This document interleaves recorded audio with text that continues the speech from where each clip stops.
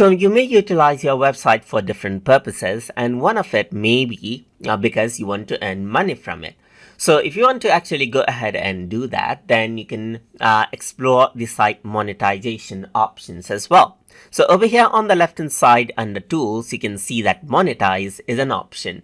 And over here under monetize, you can see that I have different options. Like you can see that I have an option to let visitors pay for digital goods and services or make it quick, receive donations and tips right here. So you can enable donations. You can create subscriber only contents. You can set up a paid newsletter maybe, or even collect PayPal payments if you actually have an upgraded account, and add revenue as well when someone visits your website. So these are the different options. You can also earn free credits by referring to a friend, as you can see right here. So this is what you have.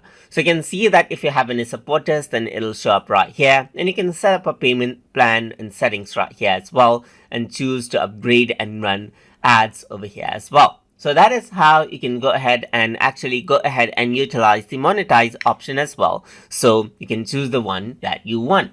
So that is how you can access the site monetize options inside of wordpress.com. So I hope you guys learned something as always.